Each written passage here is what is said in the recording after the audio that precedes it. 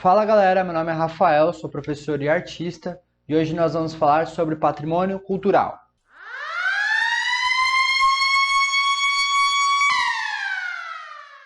Vamos começar com a definição de alguns conceitos, beleza?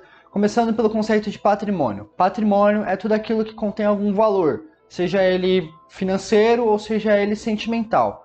Patrimônios de valores financeiros são normalmente propriedades, veículos ou qualquer coisa que seja realmente de um valor, certo? Tenha algum preço.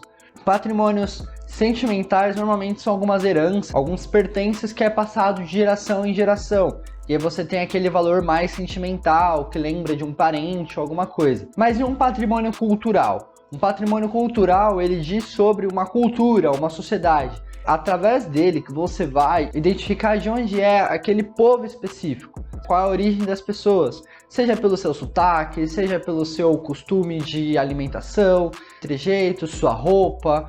Esses conjuntos de patrimônios, eles são muito importantes para você conseguir estudar especificamente um povo, estudar a sua história.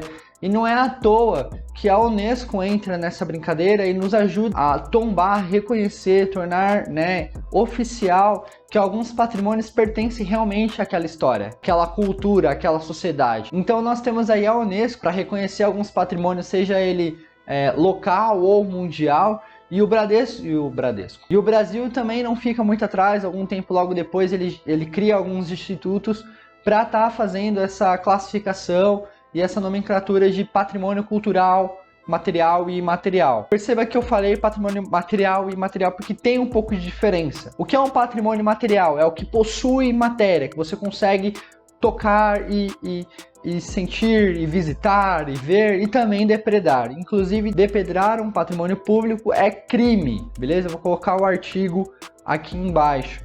Mas é crime e, mano, é claro que não faz sentido. Quais são os patrimônios materiais? São prédios, esculturas, estátuas, né? Qualquer conteúdo que seja físico, que faz parte de uma história. Por exemplo, iconicamente nós temos aqui na cidade de São Paulo, nós temos a Pinacoteca, que é um prédio, que foi o primeiro prédio de escola de artes da cidade de São Paulo, e ele está em pé até hoje. Então quando você vai visitar aquele prédio, você consegue ver um pouco da arquitetura daquela época.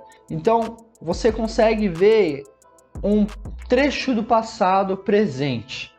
Eu acho que essa é a grande sacada do patrimônio material, né? Você consegue estudar um pouco como que era feita aquela estrutura, identificar os patrimônios culturais e saber a sua idade, né, de que época que é, você começa a imaginar, a entender um pouco do processo de criação, trabalhar os conceitos que foi trabalhado, porque existem conceitos que hoje a gente mudou, nossa sociedade evoluiu muito em questão de conceitos de civilização, igualdades e tudo mais. Então você começa a comparar as coisas, né?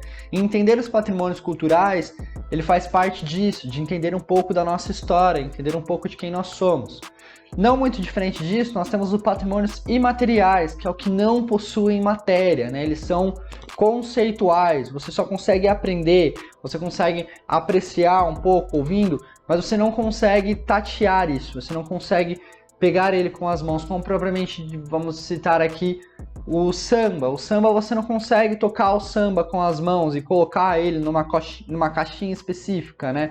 Você consegue aprender a tocar, aprender a sambar, embora eu nunca tinha conseguido sambar na minha vida, mas você consegue fazer esse tipo de coisa, você consegue aprender, e é uma tradição passada de geração em geração, de forma oralizada, né? De forma verbal, né? O pai ensina para o filho, que o filho ensina para o neto e assim vai. Esse patrimônio cultural imaterial, ele é um patrimônio muito mais difícil de você conseguir classificar, né? Porque o patrimônio cultural material, nós temos uma classificação que é reconhecida pela Unesco, que são os patrimônios tombados, reconhecidos.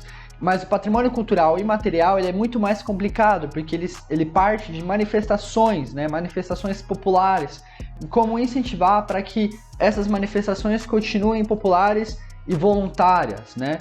E como garantir que essas manifestações sejam reconhecidas suas alterações, porque elas vão se alterar junto com a sua sociedade, porque a nossa sociedade evolui.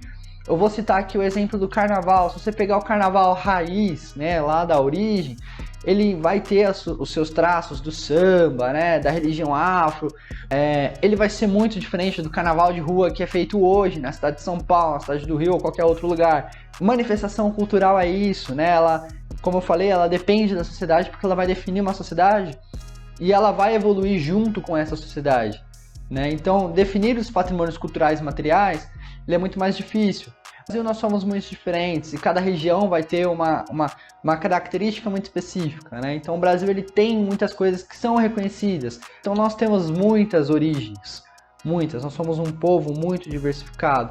E entender essas origens, essas culturas, o quão importante isso não é só entender a história de um país, é entender a nossa história, entender de onde nós viemos, né?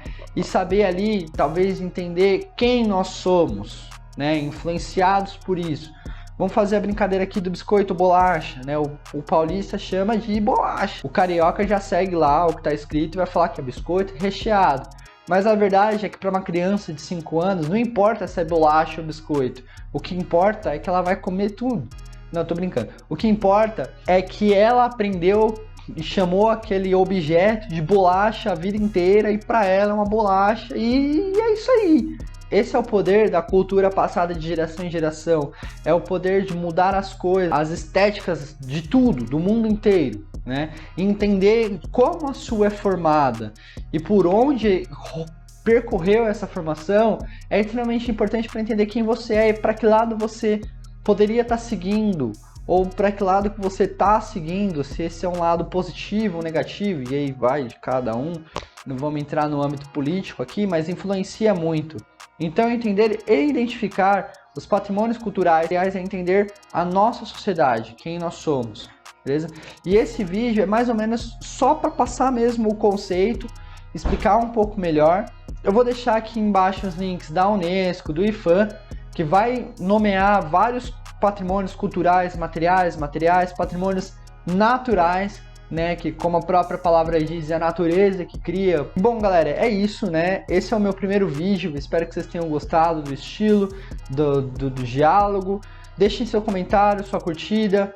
Eu quero dialogar com vocês, então comentem mesmo, façam suas críticas.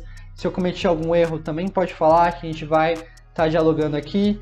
E é isso aí, gente. Muito obrigado pela sua atenção. Tchau, tchau.